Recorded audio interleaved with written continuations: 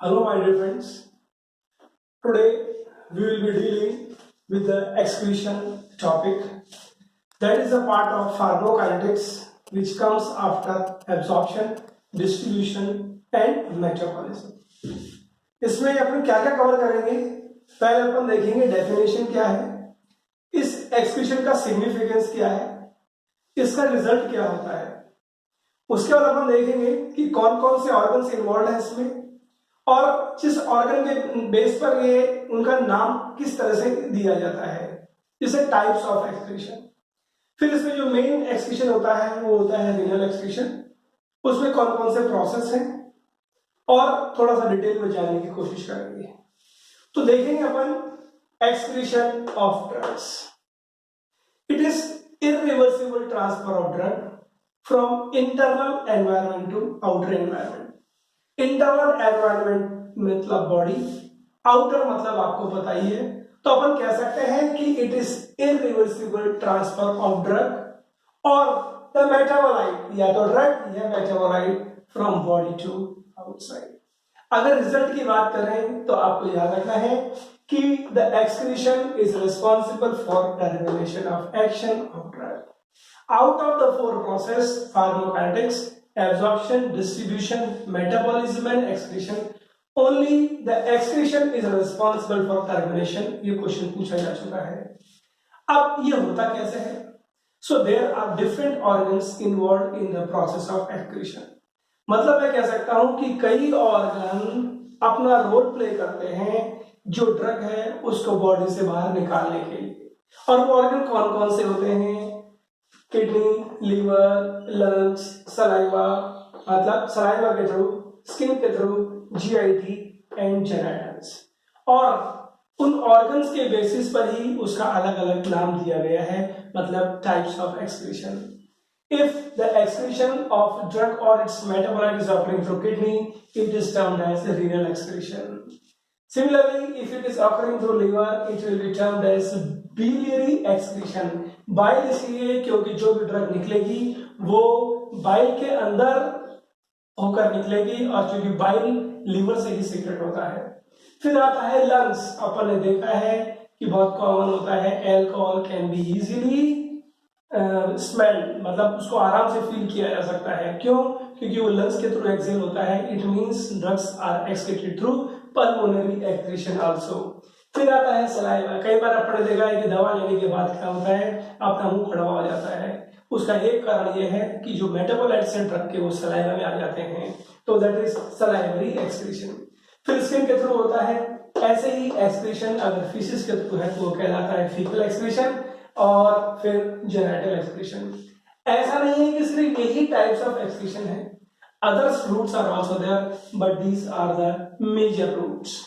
इन सब में भी जो मेन होता है, जिसका डोमिनेंट रोल होता है एक्सक्रीशन के लिए, वो होता है रीनल एक्सक्रीशन, मतलब एक्सक्रीशन थ्रू किडनी।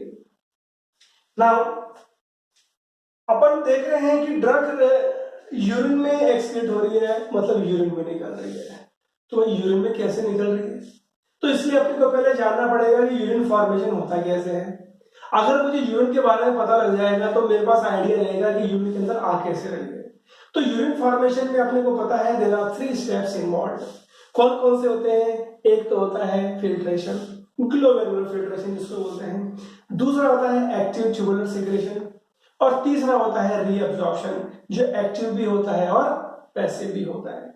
तो मतलब मैं कह सकता हूं कि जिस रेट से यूरिन बन रहा है उसी रेट से ड्रग निकल रही है। मतलब ये कह सकता हूं कि rate of urine formation is linked to rate of drug excretion. तो यस, वही इक्वेशन मैं आपको बोल रहा हूं कि rate of excretion will be dependent on 3 processes: filtration, secretion, reabsorption. मतलब rate of filtration, rate of secretion minus rate of reabsorption. अब देखते हैं वन बाय वन 3 प्रोसेसेस का role. See this is diagram. अब दिखाने की कोशिश की है नेफ्रॉन की, which is structural and basic functional unit of kidney. इसके अंदर 3 प्रोसेस दिखाए गए हैं। एक होता है फिल्ट्रेशन, एक होता है सिक्रेशन और एक होता है रीअब्जॉर्प्शन। इन प्रोसेस को ही इसकी इनकी रेट पे ही डिपेंड करता है कि ड्रग किडनी से कितनी निकल रही है या किस रेट पे निकल रही है। उस पर देखेंगे अपन, पहला प्रोसेस है filtration.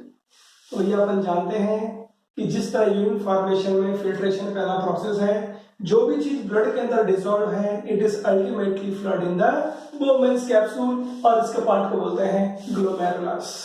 Means whatever the substance present in the blood which is coming into the glomerulus, it is filtered. Now which thing is filtered, which drug is filtered? Only the drugs which are ionic, only the drugs which are having low molecular weight, those drugs are filtered. तो जो भी यहाँ आएगी उसके अंदर जो ionic चीज होगी और जिसका लो मोलेकुलर वेट होगा वो यहाँ से आ जाएगा। वही तो छलनी का काम करता है, इसलिए उसका नाम क्या है, फिल्ट्रेशन। और चूंकि फिल्ट्रेशन है, it is a process, her process में कुछ कैरेक्टरिस्टिक्स होते हैं, इसीलिए फिल्ट्रेशन के भी कुछ कैरेक्टरिस्टिक्स हैं। कौन कौन से हैं? तो भैया ऐसा है, इट इज यूनिडायरेक्शनल।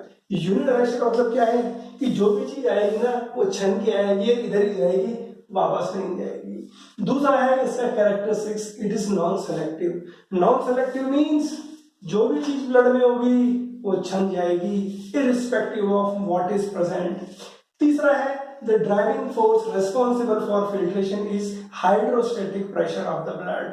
ठीक है, अब ये चीज फिल्टर हो रही है या नहीं हो रही है, कितनी फिल्टर हो रही है, इसको जानने का तरीका है। कई सब्सटेंस ऐसे होते हैं जो डायरेक्ट फिल्टर होकर यूरिन में से बॉडी से निकल जाते हैं। तो मतलब मैं कह सकता हूं there are various substances which are excreted solely by filtration. और ऐसे कई ड्रग्स भी होती हैं, कई एजेंट्स भी होते हैं। जैसे ड्रग्स का एग्जांपल दें तो ड्रग्स होती हैं एमिनोग्लाइकोसाइड एंटीबायोटिक्स, केनामाइसिन, जेंटामाइसिन, एमिपैसिन। अब ऐसे और भी सब्सटेंस होते हैं जो इसी तरह निकलते हैं, जैसे creatinine, inulin, mannitol and sodium thiosulphate. तो अगर मुझे ग्लोमेरुलर फिल्ट्रेशन रेट पता करना है, क्यों पता करना है? क्योंकि मुझे भैया रेट ऑफ एक्सक्रीशन पता करना है। जब मुझे इसका आइडिया होगा, इसका आइडिया होगा, इसका आइडिया होगा, तभी तो बताऊंगा कि ड्रग किस रेट पे निकल रही है। तो इसलिए तो मैं क्या नापना चाह रहा हूँ, रेट ऑफ फिल्ट्रेशन। तो rate of filtration can be measured by the agents which I have just termed. ये है क्रिएटिनिन, इनुलिन, मेनुलिन एंड सोडियम थायोसल्फेट। उसके अंदर जो दो सबसे ज्यादा एजेंट यूज होते हैं वो होता है एक तो क्रिएटिनिन और एक होता है इनुलिन। नाउ इसकी जो क्रिएटिनिन क्लियरेंस है या क्रिएटिनिन की जो रेट ऑफ एक्सक्रीशन है ये होती है 120 to 130 ml पर मिनट। ये क्वेश्चन आया है। इस पूरे ये जो टॉपिक है इसमें आप देखना मैंने कई जगह रेड सर्कल किए हुए हैं या रेड के अंदर लिखा हुआ है। द रीजन बीइंग दिस, जो भी आपको रेड है वो इंडिकेट करता है कि इसमें ये इंपॉर्टेंट है competitive exam point of view से। उसमें से कॉम्पिटिटिव एग्जाम जीपेट के अंदर, अदर फार्मेसीज एग्जाम और अदर जो एग्जाम्स हैं उनमें भी क्वेश्चन पूछे गए हैं। तो बात कर रहे थे अपन फिल्ट्रेशन प्रोसेस की। ये फिल्ट्रेशन प्रोसेस था और इसकी कैरेक्टरिस्टिक्स थी। वंस दिस इज ओवर, जो भी ड्रग फिल्टर हो गया अभी, अब उसके बाद उससे क्या होगा? क्या वो डायरेक्ट निकल जाएगी यूरिन में, क्या वो एब्जॉर्ब होगी, या फिर इसके अंदर कुछ और भी ऐड होगा? तो उसको समझने के लिए सेकंड स्टेप होता है सीक्रेशन। ये याद रखना, इसका पूरा नाम है active tubular secretion. Active, we know in absorption we have studied, active means it is a carrier mediated transport, and because it is a carrier mediated transport, this active secretion will have all the characteristics of carrier mediated transport। कौन कौन से? जैसे it requires the carrier molecule।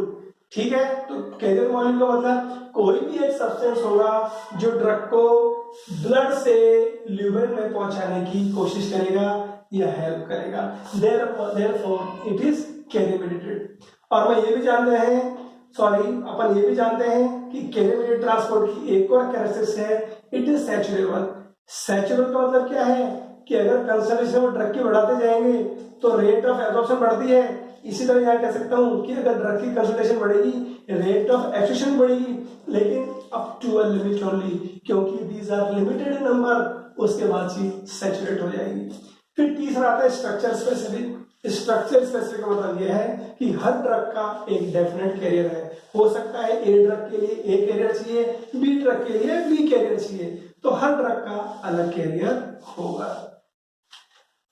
Next characteristics जो इसमें बहुत important है ये है बाई डायरेक्शनल। बाई डायरेक्शनल मतलब ये है कि ये जो कैरियर मॉलिक्यूल है it is responsible for translocation of drug towards both side. कहने का मतलब इसी कैरियर को यूज कर ड्रग ब्लड में भी आ सकती है और इसी कैरियर को यूज कर ड्रग ब्लड से ल्यूमेन में भी आ सकती है। Therefore it is written bidirectional. अब ये जो कैरियर ट्रांसपोर्ट है ये इसकी बात कर रहे हैं अपन, एक्टिव ट्यूबुलर सिक्रेशन है, ये दो तरीके का होता है। दो तरह से किस तरह से? दो तरह से होता है। ऐसा है टू टाइप्स। कहने का मतलब यह है कि one system is responsible for organic acids and one system is responsible for organic basis. इसको और फर्दर डिटेल में देखें तो ऑर्गेनिक एसिड्स का मतलब यह है कि ये वो कैरियर मॉलिक्यूल है जिसके थ्रू एसिड्स इधर उधर होते हैं। बेसिस अगर ऑर्गेनिक बेसिस का है मतलब बेसिस इधर उधर होते हैं। अब बात करते हैं ऑर्गेनिक एसिड्स की। तो ऑर्गेनिक एसिड्स की बात करें तो ये जो ऑर्गेनिक एसिड्स हैं इसमें आप एग्जांपल देखिए, जो एसिडिक ड्रग हैं वो इधर से उधर हो सकती हैं, मतलब ल्यूमेन से ब्लड, ब्लड से और ल्यूमेन के अंदर। एग्जांपल है जैसे प्रोवन एसिड। सिर्फ ड्रग्स ही नहीं, आपके बॉडी के जो एंडोजेनस बॉडी मॉलिक्यूल्स हैं they are also transferred from this side to this side. जैसे एग्जांपल है यूरिक एसिड। तो जो यूरिक एसिड है ना वो आपका सीक्रेट भी होता है और ये वही यूरिक एसिड आपकी बॉडी का वो एब्सॉर्ब भी होता है। और ये तो एक पार्ट है। ऐसे अपन बात करें ऑर्गेनिक बेसिस का, मतलब एक और कैरियर मॉलिक्यूल है यहाँ पर जो रेस्पॉन्सिबल है बेसिक ड्रग्स के सिक्रेशन के लिए, जैसे मॉर्फिन। और ऐसे ही एंडोजेनस बॉडी मॉलिक्यूल है जैसे कैटेकोलामीन्स, जैसे हिस्टामिन। अब इसमें एक इंपॉर्टेंट चीज है जिस पर क्वेश्चन बनता है। इंपॉर्टेंट चीज कैसा है? चूंकि मैं क्या चाहता हूं ये बाई डायरेक्शनल है और चूंकि मैं कहता हूं कि ड्रग भी इधर होती है, इधर से उधर होती है और एंडोजेनस बॉडी मॉलिक्यूल भी इधर उधर होता है, और चूंकि ये सैचुरेबल भी है, चूंकि ये स्ट्रक्चर स्पेसिफिक भी है, तो इसका मतलब तो ये हुआ कि अगर कोई भी दो एजेंट एक जैसे हुए जो इसके लिए कॉम्पीट करेंगे तो इसका मतलब अगर मैं दो कंडीशन अगर कंपेयर करूं, एक कंडीशन वो जिसमें ए ड्रग है वो यहां से यहां जाती है या यहां से यहां जाती है, क्योंकि बाई डायरेक्शनल है। तो सपोज ये ब्लड में से एक ड्रग यहां आ रही है, यहां पर इसके 100 मॉलिक्यूल्स है, लेकिन साथ में आपने बी ड्रग और दे दी जो इसी कैरियर से बाहर सीक्रेट होगी, तो क्या होगा? 100 मॉलिक्यूल्स एक नहीं आएंगे, there will be decrease in secretion of the drug which is actively secreted. तो कहने का मतलब दो ड्रग जो स्ट्रक्चरली सिमिलर हैं, या फिर मैं कह सकता हूं जो सेम कैरियर के साथ सीक्रेट होंगी या एक्सक्रीट होंगी, दोनों में कंपटीशन हो जाएगा। And this is utilised in many diseases, जैसे uric acid. Uric acid absorb भी होता है, यूरिक एसिड सीक्रेट भी होता है। तो एक कंडीशन है जिसको बोलते हैं गाउट, जिसमें बॉडी के अंदर यूरेट क्रिस्टल से यूरिक एसिड क्रिस्टल्स डिपॉजिट हो जाते हैं, जिसकी वजह से इंफ्लेमेशन हो जाती है। और उस गाउट को ट्रीट करने के लिए दो एजेंट्स यूज होते हैं। उसमें एक कैटेगरी है मतलब यूरिकोसूरिक ड्रग्स। यूरिकोसूरिक ड्रग मतलब वो ड्रग्स जो क्या करती हैं, यूरिक एसिड का एक्सक्रीशन इंक्रीज करती हैं या यूरिक एसिड एक्सक्रीशन फैसिलिटेट करती हैं। तो देखिए अगर कोई ड्रग फिल्टर हो रही है या एंडोजेनस बॉडी मॉलिक्यूल फिल्टर हो रहा है, उसका एक एग्जांपल है यूरिक एसिड भी, तो साथ में क्या किया, प्रोवन एसिड भी दे दिया। तो प्रोवन एसिड और यूरिक एसिड यहां पर आ गए। अब there will be competition between probenecid and uric acid, तो क्या होगा, प्रोवन एसिड तो एब्जॉर्ब होगा, यूरिक एसिड बाहर आ जाएगा। इसीलिए probenecid is included for the treatment of gout as uricosuric drug. तो ये तो एक एग्जांपल था जब यूरिक एसिड इधर से इधर यूरिक जाने से रोक रहा है और प्रोवन एसिड एब्जॉर्ब हो रहा है।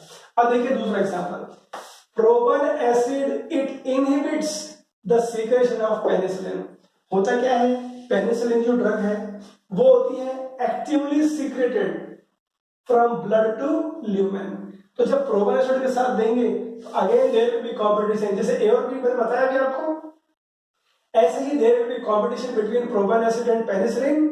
तो क्या होगा, अगर पहले 100 मॉलिक्यूल्स पेनिसिलिन के सीक्रेट हो गए थे ना, अब ऐसा नहीं होगा, 50 प्रोपन एसिड के हैं और 15 पेनिसिलिन के, तो जो टोटल एक्सक्रीशन है वो तो कम हो गया, मतलब टोटल एक्सक्रीशन ही कम हो गया, मतलब डोज क्या हुई, कम। तो यस, जैसे गोनोकॉकल इन्फेक्शन के लिए पेनिसिलिन की डोज बढ़ानी पड़ती है, तो ऐसा है same dose can be utilise by decreasing its excretion. तो अपन ने देखा कि जिस तरह से फिल्ट्रेशन को मैं मेजर कर सकता हूं, ऐसे ही एक्टिव ट्यूबुलर सिक्रेशन को भी मेजर किया जा सकता है। यहां पर अपन ने देखा कि जो एक्टिव ट्यूबुलर सिक्रेशन है इसको मेजर करते हैं क्रिएटिनिन से, जिसका ग्लोमेरुलर फिल्ट्रेशन रेट होता है 120 से 130 ml पर मिनट। इसी तरह एक्टिव ट्यूबुलर सिक्रेशन को भी मेजर करते हैं एजेंट से, जैसे पैरा एमिनो हिप्यूरिक एसिड, जैसे आइडोफाइल। और ये ध्यान रखना है कि जो एक्सक्रीशन रेट होगी, the drugs which are excreted by active tubular secretion, their values will be higher than glomerular filtration rate, जिसका एग्जांपल है पेनिसिलिन, और उसका होता है एक्सक्रीशन रेट 500 ml पर मिनट के आसपास। ठीक है, तो ये तो था second process, active tubular secretion. अब बात आती है तीसरा, रीएब्जॉर्प्शन।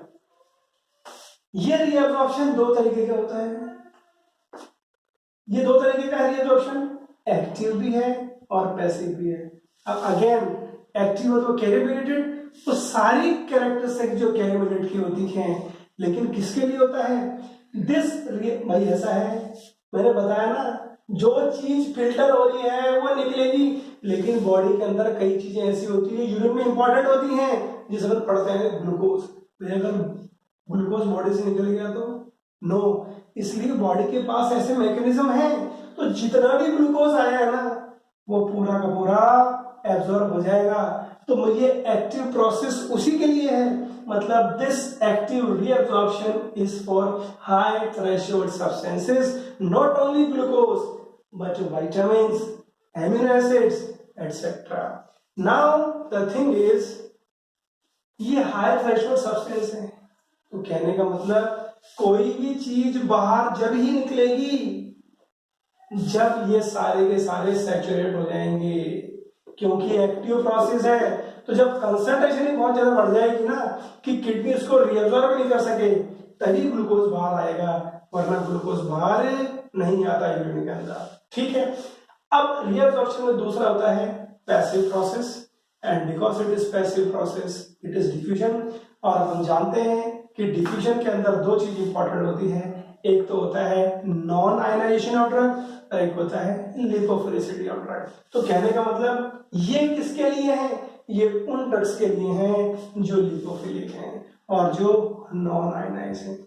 अब अगर अपन तीनों प्रोसेस को कंपेयर करें, तीनों प्रोसेस को कंपेयर करें, तो यहां पर तो मैं कह सकता हूं कि जो ड्रग नॉन आयनिक है, जिनके लो मोलेक्युलर वेट है, उनका रेट ऑफ एक्सक्रीशन हमेशा आगे रहेगा, या वो ड्रग्स एक्सक्रीट होंगी यूरिन में।